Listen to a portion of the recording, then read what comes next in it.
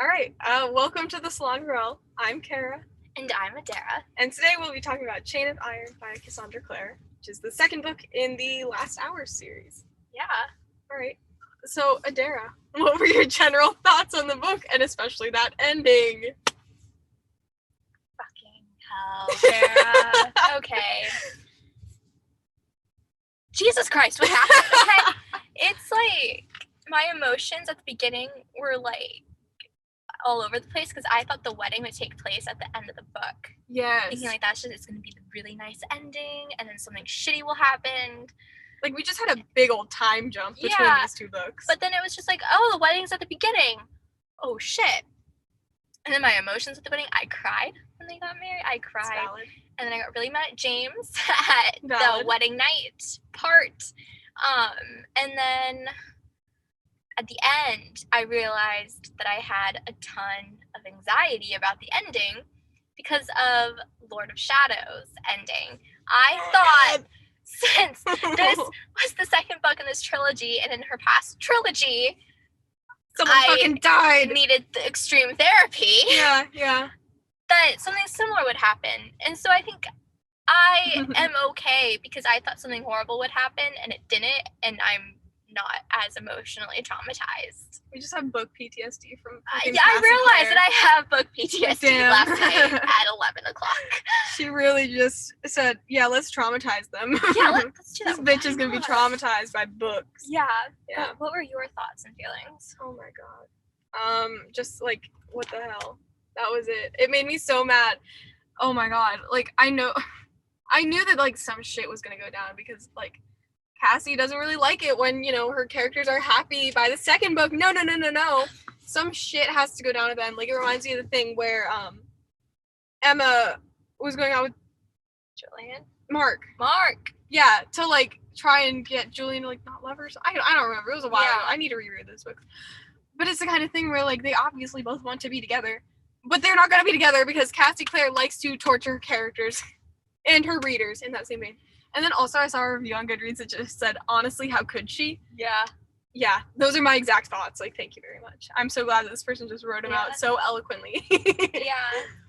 Oh. Well, okay, so we know our thoughts and feelings. And I have to ask, who's your favorite character? Did it change from the first book? Who did I say in the first book? Did you say... It was either Anna or Thomas. I think you said Anna. Okay, yeah, she's still my favorite character. Okay, she's awesome. So I love her. Oh my god. Yeah, my favorite character last book was Matthew. And now I'm confused. Yeah. I think Jesse rose a lot in terms of favorite character hierarchy. Because we saw him a lot more. And I think he's in the top 3. Matthew's in the top 3. And then I can't tell if it's going to be Cordelia or James in the top 3. And I don't know. Is it going to be all the hot guys, or are we going to add a woman into the mix? What's it going to be? I don't know. It's like James really, what got under my skin was the fact that he just didn't communicate with Cordelia. And that's why I think he might just be number 4. And Cordelia can be in the top 3. Yeah, James was really a dumbass. He was a dumbass. Fucking dumb boy energy right there. Yeah, so so top 3, Matthew, Jesse, and Cordelia. Not necessarily in that order. It depends on the chapter. It's valid. Can I just say, okay, with Jesse, something about him just frustrated me. Like, it frustrated me that bit when he read the Lucy's book and then got pissed at her for it. Oh, I have that in the discussion thing. That made me so mad. Let me find it. Yeah, so how did you feel when Jesse found out about Lucy's feelings for him through her story? Did you think he would react that way? I got so mad at him. Because I do not like the way that he reacted, and I do not like that he, like, went behind her back to do this. And, like... Because the thing about writing is that it's so personal, seriously. Even if you're, like, publishing it and telling people about it, it's still very personal. Yes. So you ask. Yes. It was just, like, There's a respect. Exactly. Thing. It was so much disrespect, and he got mad at her for it, and that just made me so upset. I was like, bitch, like, stop it. Like, she's a teenage girl. Of course she's gonna write dumb shit. Like, we all write dumb shit when we're teenage girls. I'm 20 and I still write dumb shit. I remember in 8th grade, one of my friends, I've been friends with him for like 10 years, I was writing a book, and I had it in my little composition book, because it's 8th grade. And he had wanted to read it. I was just like, no. And there was nothing in there where it was just something like Lucy and Jessie, where it's just like, my feelings are in there. But it's just like, I don't want you to read it. And when I went into the science lab to work on my project, he took the composition book and read it. And I got so pissed at him. I cried during recess about it. And then my science teacher saw me cry. He's just like, what's wrong? And I'm just like, my friend did this. And then so he called my friend over, and he was on this massive guilt trip for like a week about it. And he's like someone he genuinely does not like to hurt people. Yeah. So it was just like he did feel bad. But it was also just kind of like, and you just learned a lesson here, bud. Yeah, you learn to fucking respect people's boundaries. Yeah. It's the same thing as like looking at a diary or looking at someone's sketchbook without permission. Just don't do it. Don't. It's really shitty. It is just, oh my god, you just show how that you just don't respect that person, kind of. Even if you like don't realize it, but like, yeah, there's just some level of disrespect that comes in with that. It's a disrespectful thing, and it's also you are betraying their trust on this whole other level. Okay, wait, I just found the bit. Oh my god, I had so many notes in this book at this bit because I was so mad. I started taking notes, and then I had to do my emergency trip to Rhode Island, and then I had to binge read the book in 3 days, and so I stopped. That's fair. That is fair. Post-it notes. It surprised me how quickly he like turned back on what he said, and he was like, I think his reaction was that immediate reaction of, "Oh, you're not taking me seriously." Fuck. You're not taking me seriously, but also like you like me, and he didn't want that for her because he was just like, I'm a ghost, like we can't be together. We're not gonna have the things that you want. And so I think his reaction was he was upset that he liked her, but it wasn't because he didn't like her. It was he didn't want these things for her. That makes sense. But it's the same kind of thing as Will in where he's just like so terrified of someone loving him because he thinks that it's just gonna hurt them in the end. So I think it's something similar to that, but I think after he had his little break and he, I think, processed the information, he was just like, I'm not mad at you. Like, you know what? I was a dumb bitch. Yeah. And he basically apologized. I think he apologized. Mm-hmm. Yeah, I think he did. Yes, he did. He, You have a note on it, right? Yeah, wait, let me find it. It's gonna take. Oh yeah, he literally said, "For that, I need to apologize." And Lucy was like, "Oh well, they're gonna be apologies." So yeah, it just kind of goes like that. Yeah. But then they're like talking and stuff, and it goes on. He asked her about the party, and then she's just like, "Thanks for walking me home, but I did not hear the apology. We need to talk about this." Yeah. And he was like, "Yeah, I shouldn't have done that." Yeah. And then he explains why he was upset. So like, reasoning and stuff. But yeah, it's a very important moment in the book, I think. Mm-hmm. Yeah.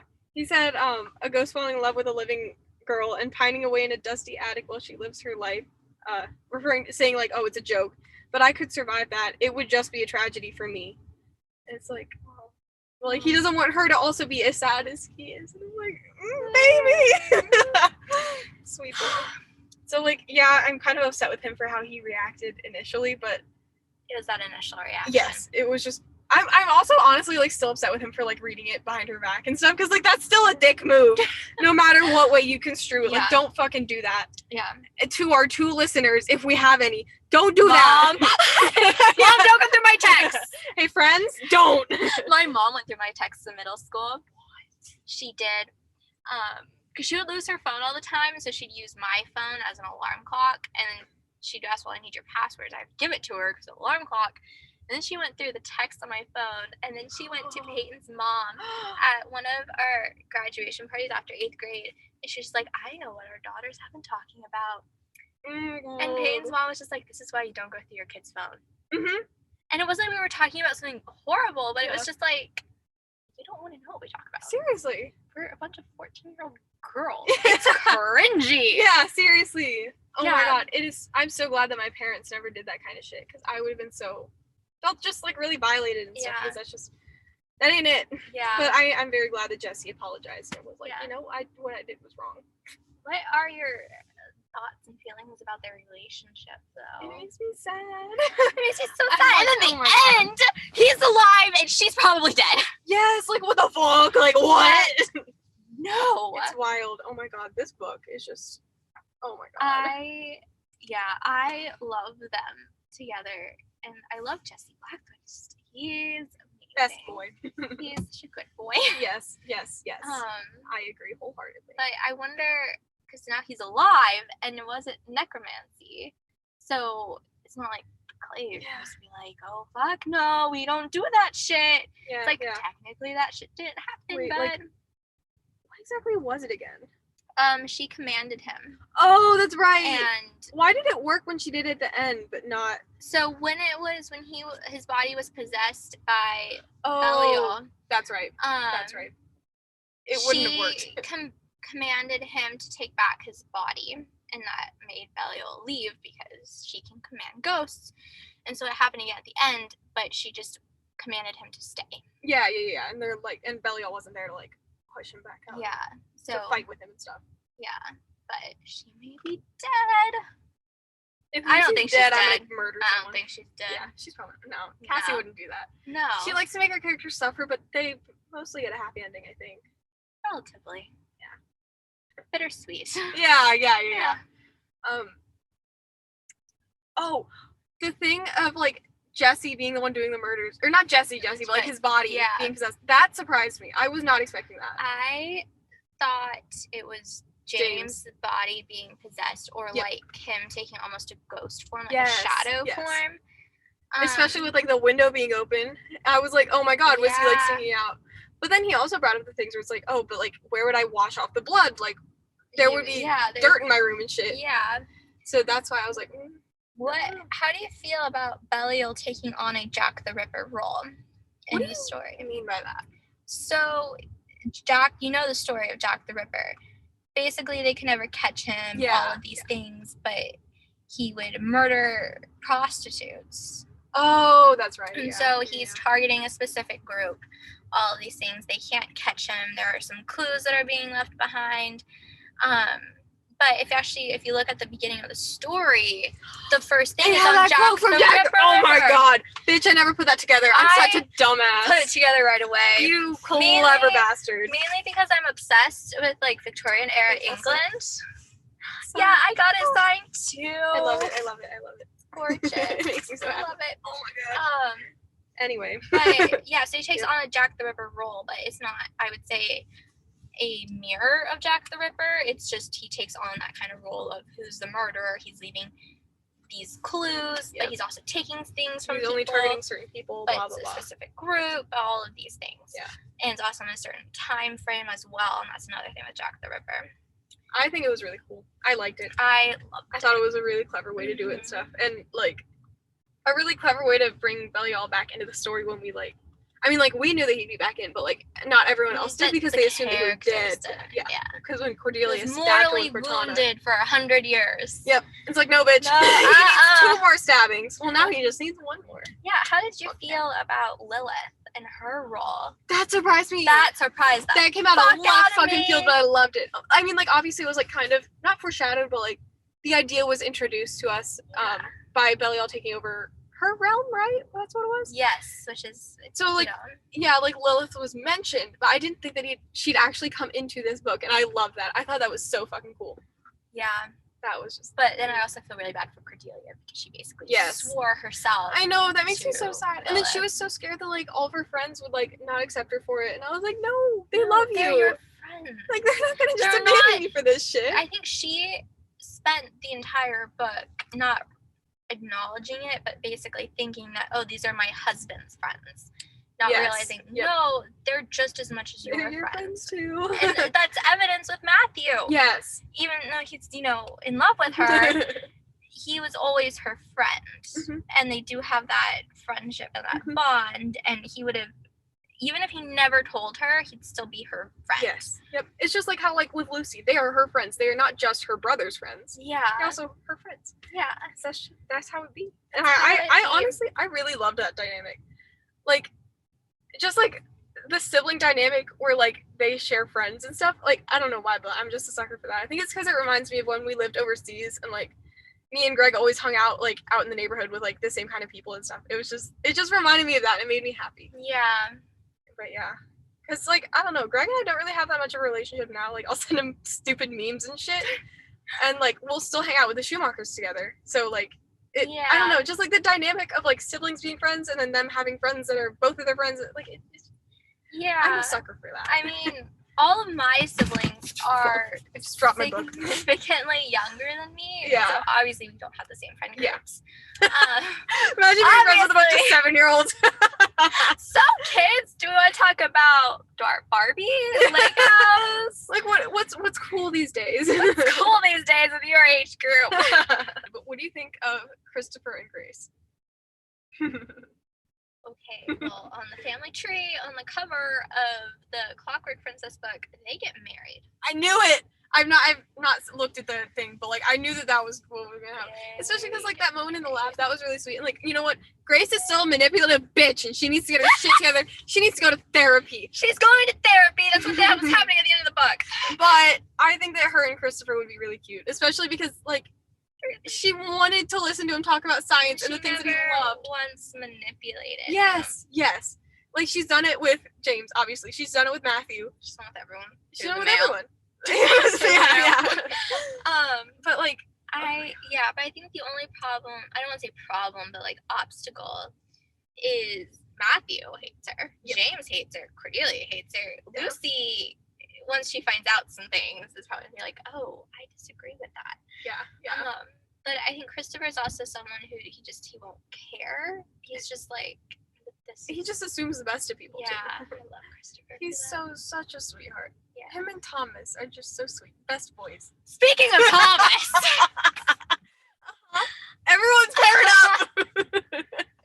What are your thoughts and feelings about Thomas and Alistair? I like it. I think they're good for each other. But then Alistair was like, no, we can't do this because your friends hate me. Like, fuck it, Alistair, god damn it. You can still be with Thomas. Alistair, I still like Alistair. He also needs therapy.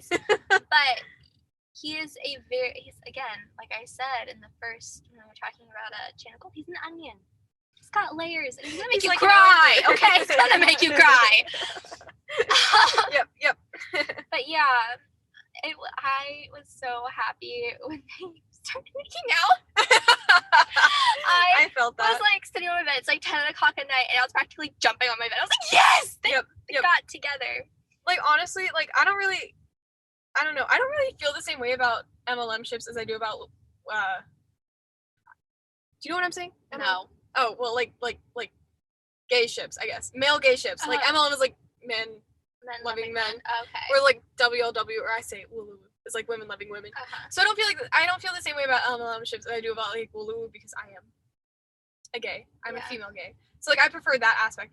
But like I feel like it was pretty well written in this case. So like I enjoyed seeing it like develop kind of, if that makes sense. I just love like relationships and shipping people. Yeah. That's my thing. Yes. But yeah, I hope that they end up together. And they probably will. So yeah. But yeah, I like the way that it kind of developed, kind of. I really hope that they're able to resolve shit with the Merry Thief. Because again, it's the kind of thing where like with Grace, they have issues. Like everyone in the group has issues with that person. So like it's going to be really hard for everyone to get over like the trauma of that. And I hope that they're able to do it in a healthy manner and that Cassie Clare doesn't just like force him into their group kind of. Yeah. Like it needs to be well written. It needs to be done right. I think it will be done right. And I think Alistair is basically he's probably gonna take on the role of saving the day. Yeah. And it's gonna be like, you fucking saved all of our asses. Yeah. From like execution. Lilith or some shit. Yeah. So I think it's probably gonna take on a role, something like that. But I think Alistair is a character where I think it's like he's done horrible things, but if you get to know him and you realize he really does regret it, and he wants to make up for it. It's still going to be hard because when you're the victim, it's like you can't just forgive. Yes, yeah. But I think he will have an easier time than Grace. I'm gonna say that. Yep, because they know that he's not fucking manipulating them, they know that he's not mind controlling them. He doesn't have that power. He doesn't have that power. Yep. Oh my god. I feel like if I were a man, I would be so paranoid of Grace. Learning, what she's able to do. I would never be able to trust her. She is a complicated character because it's like, Seeing more from her past was a lot. Is she a villain, though? I think it's a question where it's just like, I mean, she's not a good character. Yeah. In terms of, like, she's not a good person. Yeah. But she's not necessarily a villain, though. She's not the villain, it's but really she is the catalyst for so many things that have led to horrible things. Yes. But it's because of things that were out of her control. Yes. It's a very complicated thing. It's so complex. With layers. An onion. Oh my god. Yeah, it's just like so hard, and I don't know. I find it really interesting that she still calls, what the fuck is her name? Tatiana? Yes, that she still calls her like her mother, like her mom, or like whatever. Like I find it that's a really interesting dynamic, because like she doesn't like her. She was never loved by her, but she still calls her like mom or whatever. I think it takes a lot, I think, for someone to see their parents as no longer deserving of the title, because it's what they've known that person to be. Where it's like it takes so much to be like, no, you're not my mom, you are Tatiana. Mm-hmm. Like, so I think she has to get past that, but it's also, she didn't know anyone growing up. So she just knows Jessie and her mother. Yeah. And so she doesn't want to lose, I think, something she's known her entire life. That makes sense. Same with like Cordelia and her father. Yeah. Speaking of Elias. Wow. Oh my god. What did you think about his outburst at the wedding reception? I was about to say which outburst. Which outburst I Oh my specified. god. That was wild. Oh my god. Mm-hmm. It just stressed me out. It was just very stressful. It was stressful. So I think there's that fear, and I think Cordelia almost had that fear too of like, what's gonna happen? Is he gonna drink so much? You know, but I don't think she had the fear there's gonna be an outburst. Mm-hmm. But he was upset that he didn't walk her down the aisle. It's like, bitch, they didn't even know you were gonna be there. Yeah. Until like that morning or the day before or whatever. I don't know. And it's just like, but do you deserve to do that? Seriously. Like, he's not ever been present in her life. Like, he was physically there, but he was drunk. Sick. Oh my god. Yeah. But yeah. But that's just a fear of mine, so I resonated with that scene a lot. I was just like, oh god. Yep. It was so stressful. Yeah. Ugh. But then, what do you think about Elias going to James and asking for money? I looked up the inflation calculator stuff. Cassie put it in the... She did, but then I changed it to dollars because we don't understand pounds. We're Americans. Yeah. And it's $860,056. So... Like, what the fuck? So, yeah. Yeah. How do you feel about that? So thinking in today's terms, when he said 5,000 pounds, I was like, I mean, that's $5,000, a lot, but like, I have that in savings, so like, I could probably do that. Yeah. But when I read the note at the end where it said 600,000 pounds in today's currency, and then you saying it would be like 800,000 something dollars. $860,000. Jesus. Yeah. You could buy a really nice house with that. Really, like, what is he going to do with that amount of money? Yeah. He needs to pay back his debt. Yeah, but surely he doesn't have that much debt. He's just going to go and fucking gamble it away or something. Yeah. Like, it's just wild. And who's to say that he would actually pay off his debts? Like, he would probably just use it to go drink more. Probably. Which I'm glad that, like, Cordelia acknowledged that after she got over her initial upsetness. Because, obviously, you're going to be upset if, like, the last person that your dead father talked to was... Your husband. Who, like, and turned it was him an away. Argument. Yeah. And, yeah. I would feel the same way she did. But I'm so glad that she realized that, like, her father was asking for money that he's not at all entitled to. And that he never would have used that money. It's like, the just right because way. you're family does not mean you're entitled to things. And James would never have seen a single penny of that dollar or of that money back. Like, oh, Jesus Christ, no! It was never going to be a loan. It was definitely just say, give me the fucking money. And it's like, how well off does he think? Like, I know that James's family's like rich. I think the thing is like they probably had that money, but you would notice that money went away. They aren't billionaires. Yep. They aren't like fucking Jeff Bezos rich. They're like, it's like they upper probably class. They're upper class. They could probably be like, well, if we sold some of the nice jewelry. Yeah. some nice furniture. Yeah, but not like, horses. oh yeah, we'll write you a check right now. Yeah. Like, oh, let's just do 6,000 pounds. Yeah, like they don't have that shit sitting around. No. And like, what's up with his level of entitlement to think that he fucking deserves that? He was drunk. Okay, he was drunk. He probably just racked up a shit ton more debt. Yeah, so how would you feel if your father-in-law came to you and asked for that? I would probably laugh in his face. I don't know how I would. I think it, like, do I tell my partner, like, hey, your father came to me and asked for a quite large amount of money that we would have to sell everything we own and then all of our organs to a heart to give. Yeah. It's just, oh my god, I wow, like if that ever happened, we'd be like, get out of my house. It's like, do you then go to your partner and be like, this is what your father did, or are you just kind of like, I'm just not gonna say and then anything. watch as he like gets in a car crash or something on the way home and like dies. Like, yeah. So I think it's just, there's so much where it's a complicated matter, and I think James did handle it nicely. Yep. For being, what, 18? Yes, like he's so young and being put to this. And then just like also like the guilt that he probably felt just for being raised in a nicer family and then being approached by someone else in a family with a bit less money, being like, oh my god, like what did I do to deserve being born into this specific family? So could the love triangle between James, Matthew, and Cordelia be almost a foil or a mirror of the love triangle between Jem, Will, and Tessa in the Infernal Devices trilogy? Oh man, you're gonna get me started on my love triangle rant, but we're not gonna talk about that right now. I feel like, yeah, that makes sense. Yeah. I think so, definitely. And I think James is Matthew, I think, is Will, and James is Jem, but they do take on very different roles. Yeah. And Cordelia is justified. Yeah. Obviously. Yeah. But interesting. Yeah. Okay, I think we need to talk about Matthew and Cordelia. Wait, actually, can I just say something first? Yeah. Brief love triangle rant. This isn't a proper love triangle. Love triangle should be a triangle, you know? So, like, if she wanted to do a love triangle, she should have made Matthew in love with James and Cordelia in love with Matthew. I think that would have been much more interesting. But, like, obviously, like, she's not going to do that because I want James and Cordelia to be happy together and I want Matthew to be happy with someone. But it would have been an interesting read. But she also already did the prepped thing, so. I think that it's not a proper love triangle, but she also doesn't say it's a love triangle. Yes, but I think it is the perceived love triangle because. And it's easiest to call it a love triangle. Yeah, because there are three people. Rather than a fucking love angle or something. Yeah. Yep.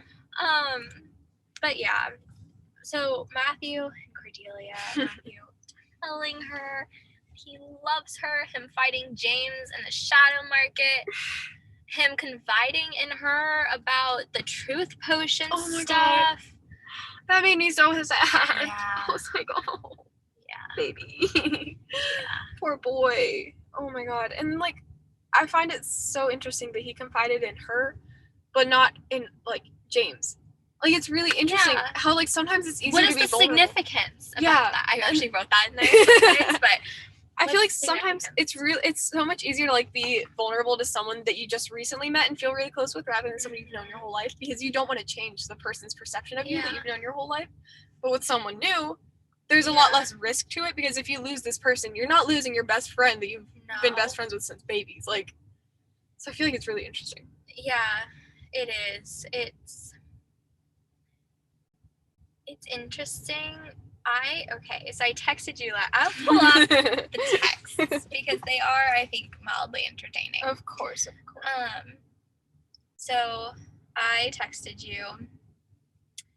Okay, so I'm going to start with, so I texted you, dude, I'm reading the Goblin Market chapter. I have so many thoughts and I can't fucking share them. And then, I just didn't respond. Tomorrow couldn't come soon enough. This book is just something else.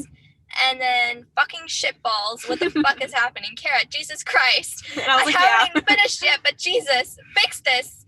I am freaking out. Holy shit, I'm crying. So when I texted you the I'm crying one, it was when Matthew was professing his love for her, and I was bawling my eyes out because it was so cute. But then I was also like, holy shit, he actually did this. This is possible. Do I want them to be together? Yeah, like, oh my god, this is actually happening. Yeah. Fucking Cassandra Clare and her love triangles. Girl, just make it simple for once. Do you think Matthew and Cordelia should be together? Does Cordelia and Matthew work? Like, are they right for each other? I don't know. I really like Cordelia with James. I think they match better. Yeah. Because when he's not, under mind control, they're great. But it's also like James has not communicated with her. And the fucking foreshadowing thing that I labeled.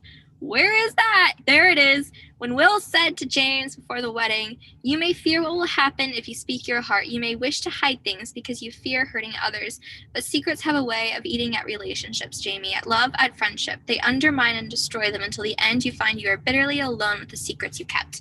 If you had just communicated with Cordelia, I don't think the situation would have arisen. Arose. Grammar. Yeah. I just, oh my god, it's so stressful. Yeah. This book gives me so much stress. It's like you're reading from James's perspective and then Cordelia's, and it's Cordelia's like James and Grace. And James is just like, I hate Grace. I love you, but he can't say that. So it's just. But like he was going to say that, and then fucking Grace showed up. God damn it, Grace! Oh my god, it makes me mad. It makes me sad. It makes me upset.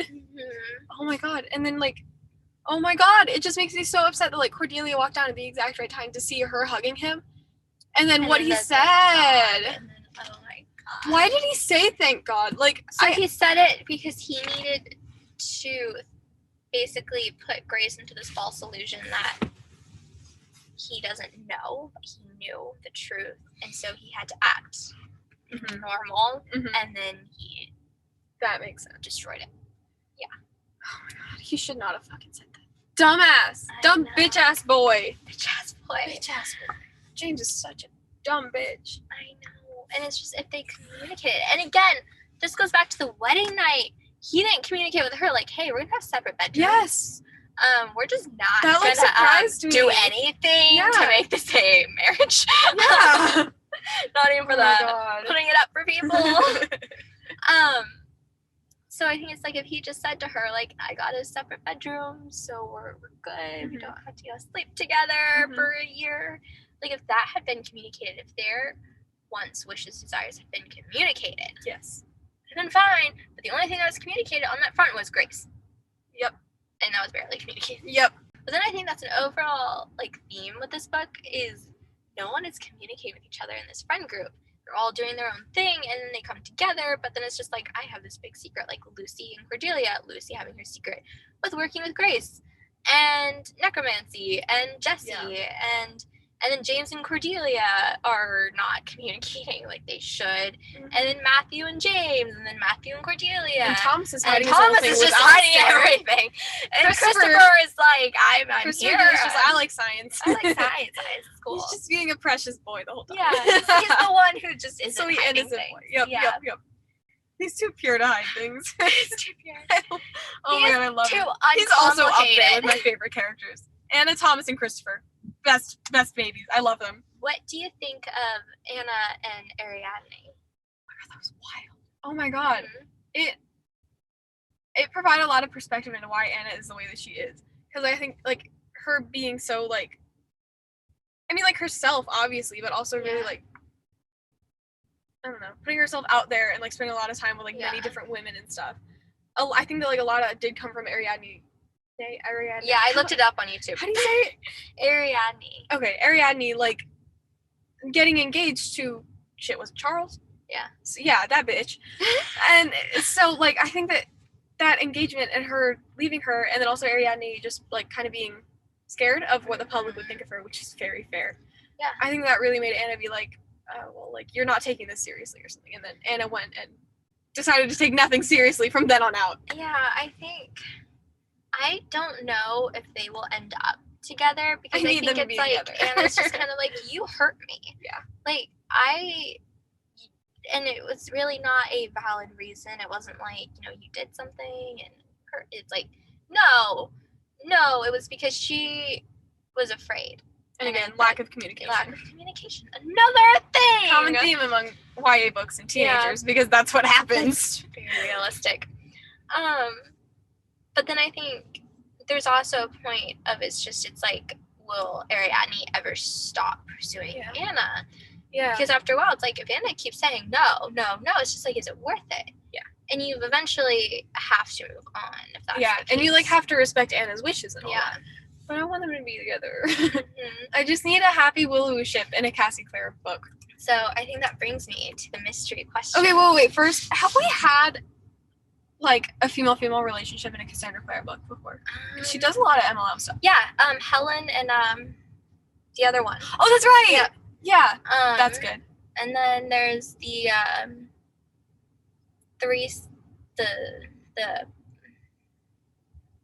the throuple. Yeah, that's what it's called. Because, like, I feel like this is another rant that I have. Not really a rant, but just an observation. I feel like there are so many YA books with, like, male gay relationships, but so few with, like, female gay relationships.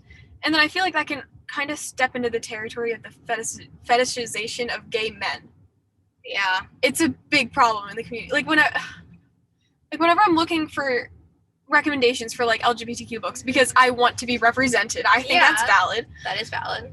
I only ever see recommendations for, like, male gay books.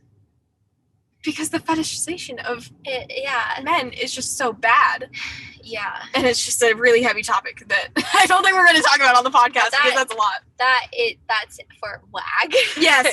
It's a special topic. Can we talk about that WAGs? Okay, cool. Yeah, I think I might have something similar where it's just like the controversial literature. Where it's just like things that aren't there. Yep. So we'll talk about that at another time, children. Talking about that. So my mystery question that I didn't put on here, so you don't know about it. I'm scared.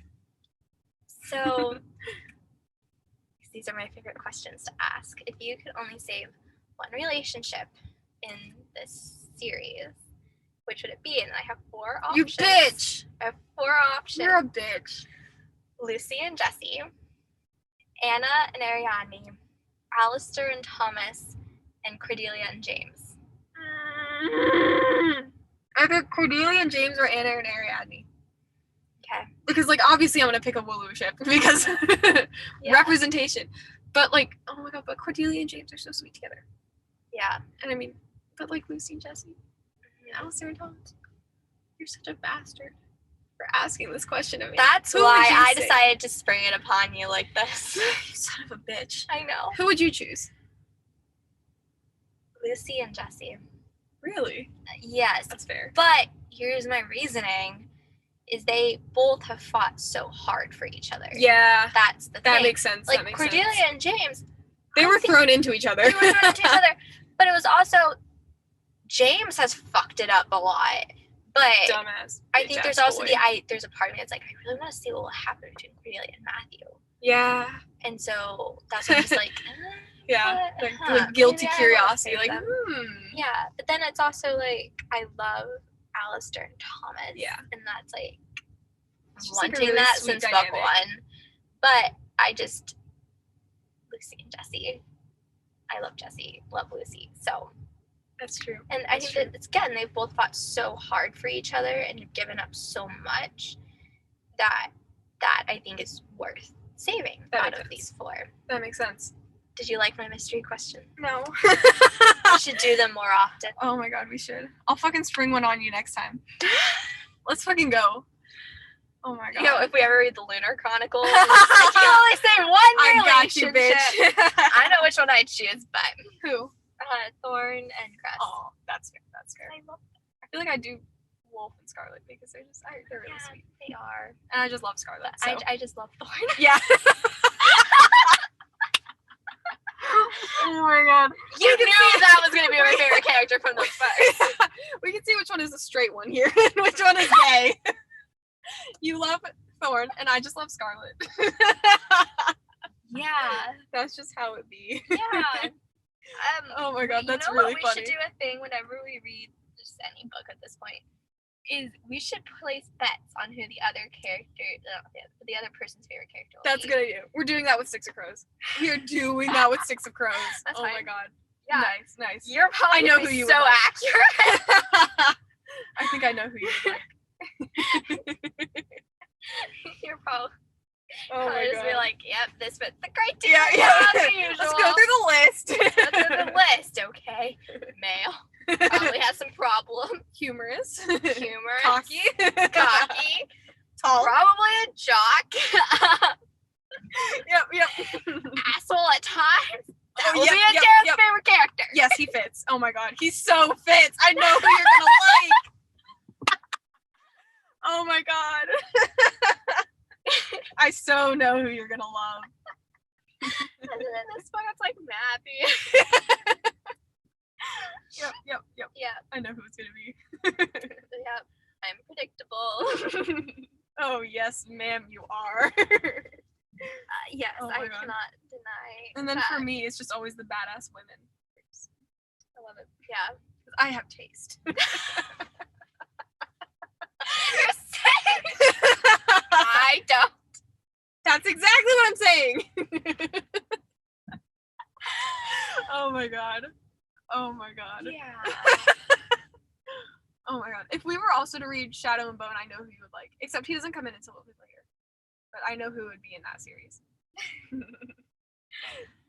Yeah, I am predictable. Yes, you are. I love that. But they do change. Like Rose books, it changed. That is it true. changed a He lot. kind of had to change because James was a dickhead. Why are there so many Jameses? Again, you know my theory on that. Yep. It's always James. There's Oh my so many God. characters named James. Whenever I write, I ridiculous. have this thing where it's just like, maybe I just need to add a character named James. Every single story I write. Yep. Just because of the joke between Yeah. us. Oh my god. You have to do that. I'm planning on doing that. Just like, I think this is gonna be my thing. Oh my god. Just because of this joke. Please do it. Oh my god. Yeah. What do you think is gonna happen in the next book? I have no idea. There fucking better be a happy ending for like all of the couples, or else I will yeet Cry. myself off a cliff. And you'll kill me for that mystery question that turns out Yes, to be I will throw both premonition. of us off of a cliff. I will drive us off a cliff. We're on the way to Harrisonburg and you're just Yeah. like outside. You don't even know what you're That is what will happen. Yeah. Oh my god. I have no idea what's gonna happen in Chain of Thorns. I don't fucking know. I don't know if Cassandra Clare will start in Paris or will be like, we've Is gotten there to gonna be a Paris. jump? Are they gonna be back from Paris? Maybe Maybe we'll start on the train to Paris. Oh! That could be spicy. I wonder if things will happen between Matthew and Cordelia. No, I'm very curious. And I wonder what will happen when James and Cordelia talk. Because they have to talk! Yes. It's wild. And then what will happen with Lucy and Jesse and oh my god, and we have to wait until March 2022. We have 11 months. So, final thoughts and feelings about the book. I'm upset. That's all. I'm upset by it. I want everyone to be happy. Is that so much to ask? What about you? I loved it. Yes. I didn't realize how much I loved conflict in books when characters are fighting. And in the shadow market scene, I thrived. I was just like, there's a fight. I want to see what happens. So I the really want there drama. to be so much drama in the next book because it makes me happy. So yeah, I loved it. 5 out of 5. Couldn't recommend it more. I loved it. I love that you can see that Cassandra Clare has just gotten so much better at writing as she's as the years have passed and stuff. Yeah. I just it's awesome. It was like I could see everything happening. I was basically, staring at a dead tree and hallucinating. Yes, ma'am. As one does. One does when they read a book. Yeah. But it was just like there's so much visualization and it's just like you can see these things play out. Yes. It was so good. And it was just just the writing style. It was easy to read, I guess. It was just fun to read. Because sometimes when I read a book, I can tell that it's a good book, but I just don't feel it, When you have that visualization and basically hallucination. Yeah. It's great. It is. It really is. It doesn't happen with every book, so I really appreciated this book for that. Magic books. Fuck There's yeah. book magic. Yes. Oh my god, yes. So, I loved it. It was so good. It made me upset, but it was good. so all good. the best books make you upset. Yep. Yep. And that's why we drink wine, kids. Yep, Okay. yep. Thank you, everyone, for listening. I say that too. Or maybe 2 people are watching. Hi, Mom. Yeah, next week we'll be reading Instant Karma, so be sure to read that and prepare for that and all that. But yeah, see y'all next time. Bye. Bye.